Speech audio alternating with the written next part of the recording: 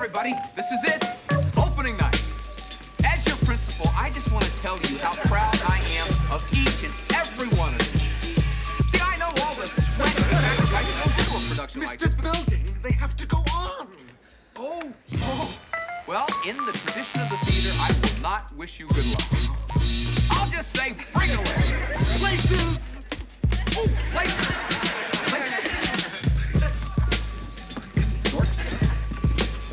Break a leg, Zack. In fact, break both legs. Well, I hope you two enjoy your kiss tonight. Hey, don't worry. We got it covered. Just stick to our plan. Remember what we did last night? Be fine. Come on.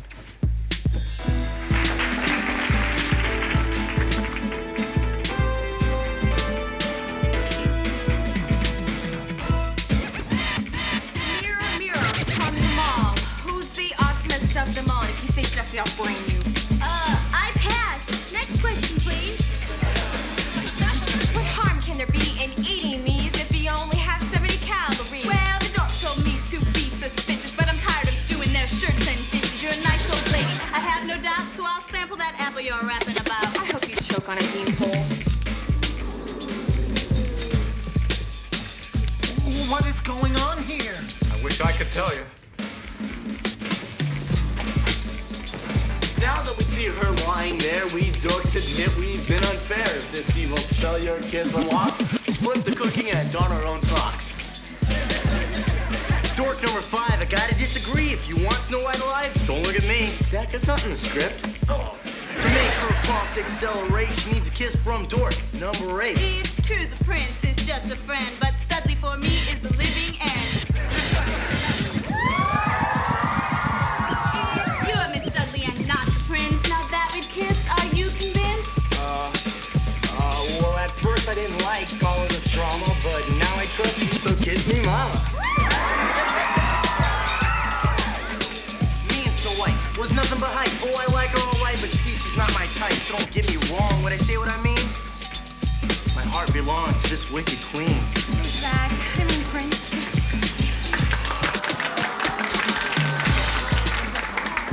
Yo, I want to announce to one and all that I love the mirror from them all. And if you touch me, I think I'll knock you through the wall. That brings the play to its conclusion. Some things we said might have been a bit confusing, but we gave you romance and a lot of laughter. And hey, we live happily ever after.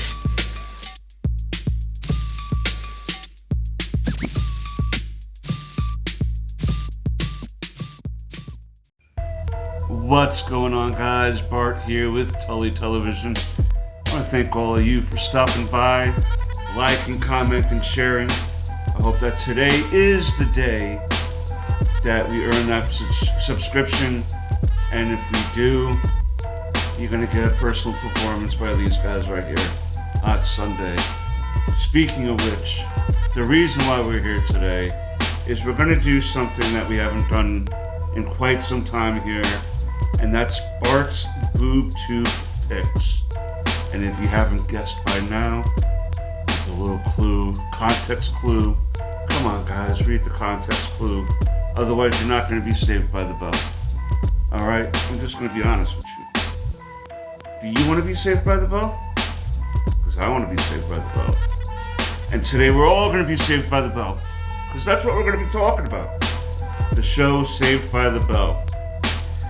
There's a current resurgence of popularity over the last few years of this show.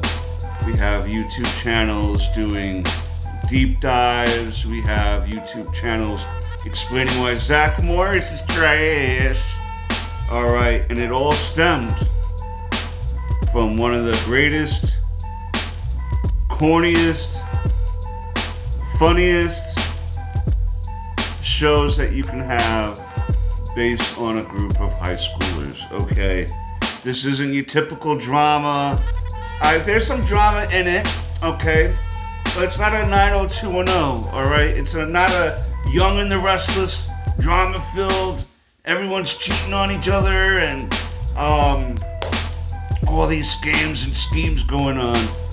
It's just a bunch of kids going through adventures, learning about themselves, learning about their place in the world. And yes, maybe there are some scandalous moments in the series, but why don't we get into it, guys? Why don't we crack open the school building door and see what's inside Bayside High. Of course, we have Mark Paul Gosselaar as Zack Morris, AC Slater as Mario Lopez.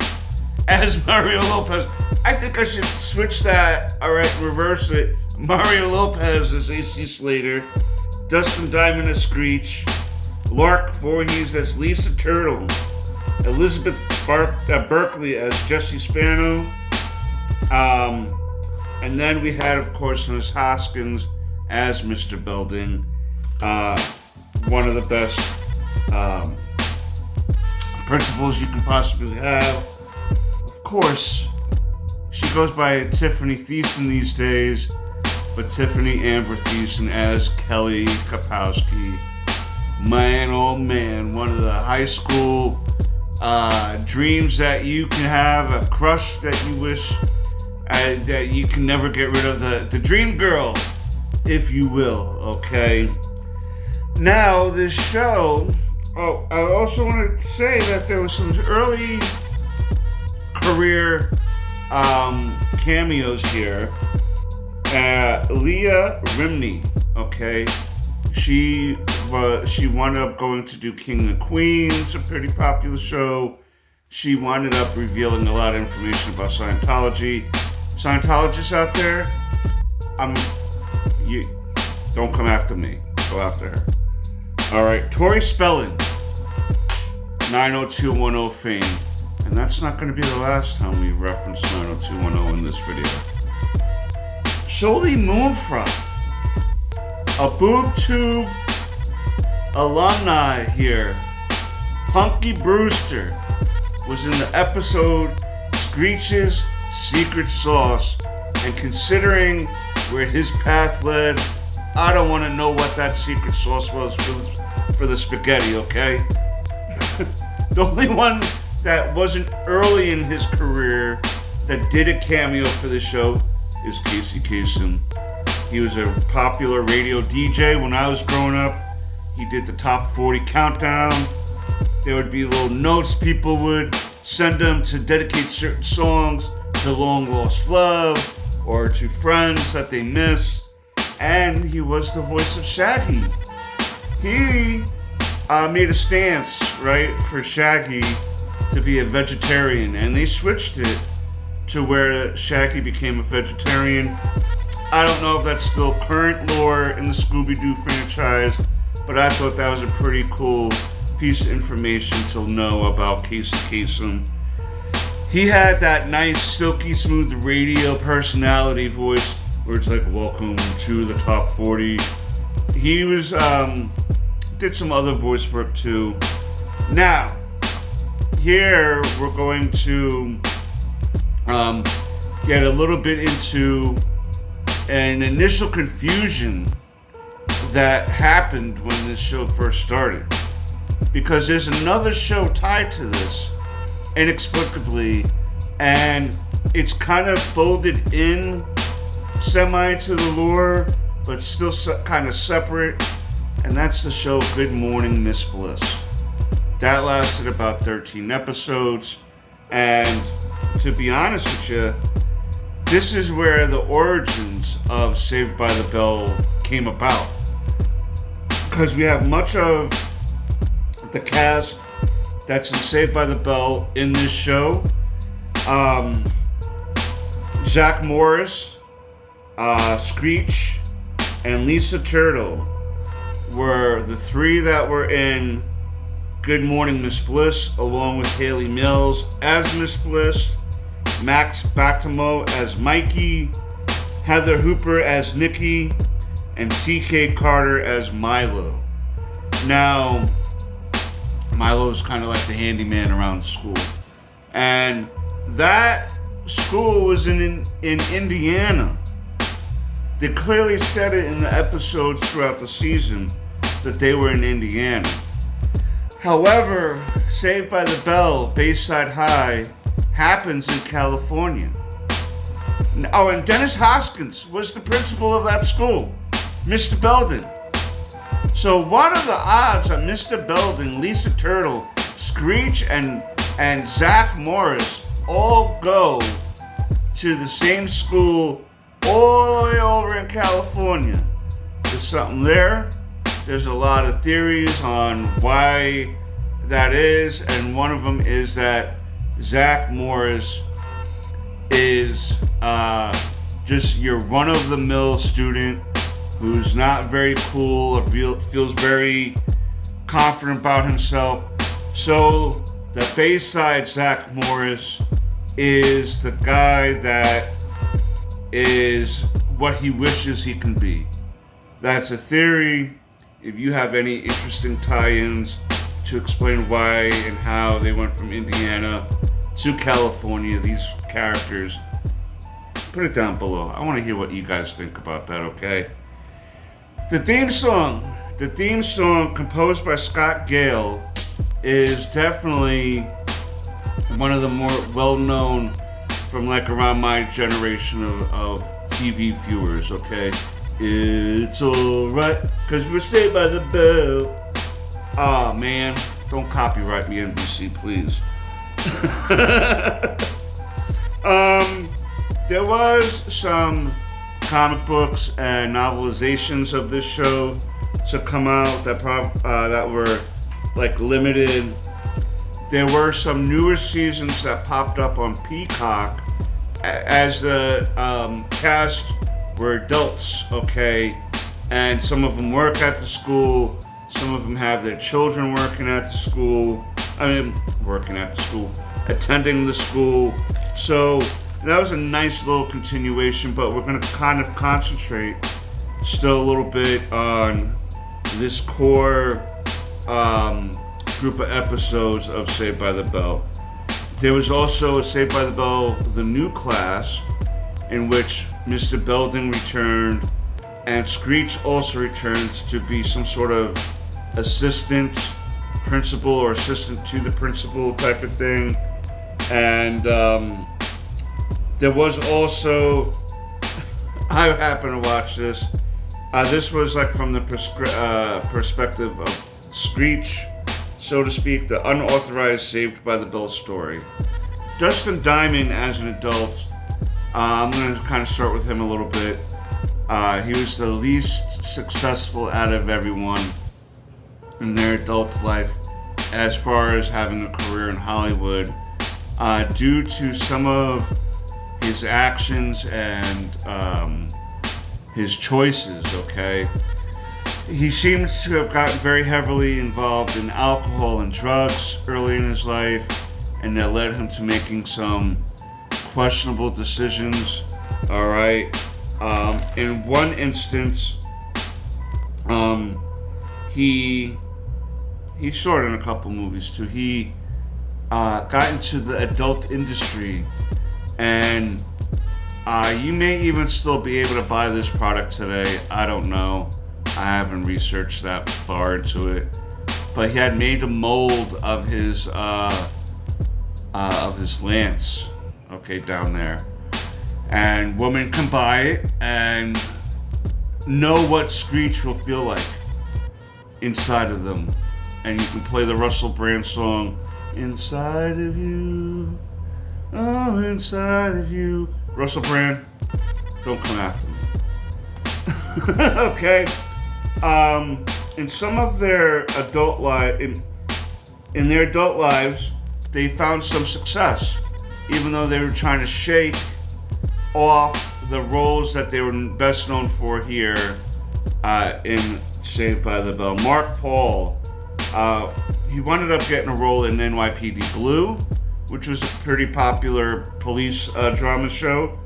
Franklin and Bash, where he's a lawyer. The show called The Passage, The Pitch. This one show Found, which is he plays like a serial killer. Okay, that show seemed pretty interesting that I've been wanting to check out. His role in NYPD Blue though was really stellar. Tiffany Thiessen She was in a couple movies herself. She Fought Alone, Son-in-Law. All right. She appeared in 90210. So the reference comes back. It's a Sheriko. Lark Voorhees was in some music videos for R&B groups. She was in How High, How to Be a Player, the show Martin. Okay.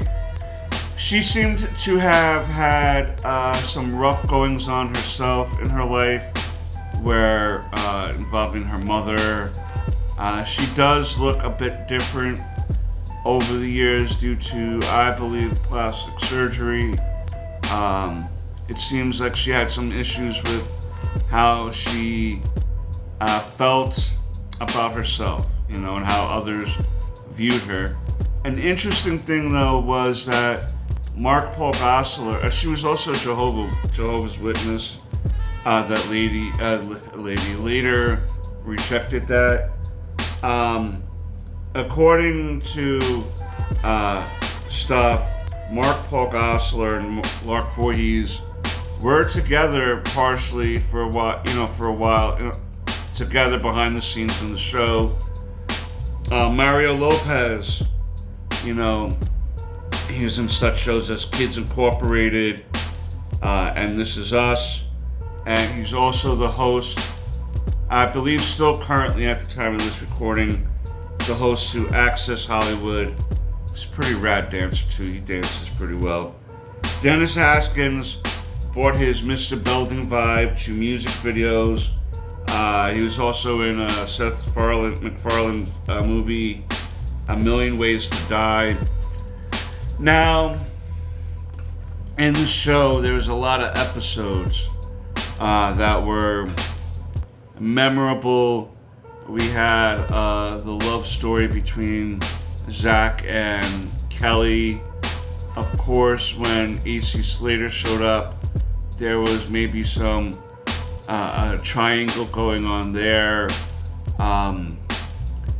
Dustin Diamond's character Screech was very much a nerdy character. He didn't have much luck with the ladies, but was very smart. Some of his memorable episodes was he got struck by lightning and could tell the future. He also had a robot that was he built a robot. Okay. What the hell was he doing in a regular high school? I don't know. Jessie Spano was again very much on the brainy side, but she was also like an activist, so to speak, in the show, standing up for the little man, so to speak. Mario Lopez was kind of, AC Slater, he was kind of like the jock type of character. Kelly Kapowski was more of the girl next door, the homecoming queen that everyone wanted, to be around and be friends with. Lisa, Lark Voorhees' character, was like a fashionista. She wasn't very brainy, but it wasn't like they played her to be a total idiot. She just enjoyed fashion more and, things surrounding that type of stuff. Picture someone who's probably to the Real Housewives of Hollywood, the Real Housewives of Atlanta, one of those type of ladies where more of the social setting and the fashion was more of her, thing, so to speak. And Zach Morris was the cool dude who always had a scam up his pocket, an ace up his sleeve, to get out of whatever trouble that him and his friends were in. And he was mainly the reason why all these schemes went down the toilet anyway. He had grander visions than what the details were in the planning, so to speak. And at the end of each episode, there was always some sort of resolution, so to speak. There were, things that kind of made you feel like, wait a minute, man. There was at some point in the show where there was this character, Tori. all right, that came, and it was around the time that Tiffany Amber Thiessen and Elizabeth Berkley didn't sign contracts to come back because they thought they were done, that they thought the show was done. So they were doing other things when the new season started. So they had to bring Tori in for a run of episodes, and she was kind of like a tomboy type of character. And her and Zack had a little, attraction with each other. But once Kelly and Jesse came back, Tori was nowhere to be seen, referenced, or anything really to that degree. So, what happened to Tori, guys? You know what I mean? Pretty funny in my opinion. There's a lot of things like that. There's a lot of that one season where they were working at a beach resort, right? And Zack fell in love with the character that Leah Remini was playing. What happened to her? You know what I mean? There's characters that would come, had a major part for a few episodes, then disappeared. It's like a fart in the wind, okay? Good luck even getting to smell them, alright? Now, with all of the funny moments, so to speak, there were some episodes that they tried to make relevant or special, right, to the degree of trying to teach the kids, trying to teach the youth man of certain dangers or things that we should be aware of as teenagers, okay? And we're going to get into that. To me, the top 5 memorable episodes that I think kind of encapsulate some of the shenanigans and some of the drama that the show did try to bring across, okay? That's what I'm saying, that even though this show is primarily a comedy, there was some drama-based situations here. One of them, and I think it's one of the more well-known episodes, is Jesse's song, okay? Jessie is having too much on her plate, and at the same time, Kelly, and Lisa are supposed to do this performance while Jessie's trying to study for certain tests and this and that, and becomes addicted to caffeine pills. And when Zack goes and picks her up, she has a total meltdown. She starts singing the song they're supposed to perform. I'm so excited, I can't just hide it. She starts having a meltdown, and Zack tries to calm her down, and it is trying to make the idea that drugs are something that we have to face in high school. The one thing I will say is that when I went to high school, they made it seem like people were going to be offering you drugs left, right, and center. And no one has ever offered me drugs in high school. I had to go looking for my own drugs, guys. No one's just giving out free drugs these days. Or even back in those days. So, but it did show that you can be doing things with the best of intentions, but at the end of the day, if you're not paying attention, you can lose yourself before you even know it. So I think that's why that episode is a strong episode. We also have No Hope but Dope. Alright? The premise of this episode is that there's a famous actor who's going to want and come to film an anti-drug commercial there at Bayside. Alright? And during that tour, the boys found a marijuana cigarette in the boys' bathroom. Marijuana. Who brought that into the school? Who brought the marijuanas into the school? Who? They think it's this big, bulky guy that's there, that fits the Mulder, who do you think would be a dope head? But it wasn't him. Okay. The dirty marijuana smoker. He was actually the famous TV actor wanting to perform a film, the anti-drug commercial. And the only way they found that out is that he invited the crew to his house party, and he whipped out some drugs. The marijuana cigarettes, okay? You dirty, dirty reefer madness sickos smoking the marijuanas. The boys leave, and I tell you, we also had to face that in our life, right? At least one time at a house party, where we're more likely to be offered something at a house party than at a school. And of course, they tell him not to come back to the school. They tell Mr. Belding. And the head of NBC at the time in the show, he was also the head of NBC in real life, came and filmed the commercial with everyone. And so, remember, there is no hope in dope. Dirty marijuana cigarettes. The prom / last dance, okay? And these two parts show episodes here are connected. Basically, Kelly cannot go to prom because her dad loses his job.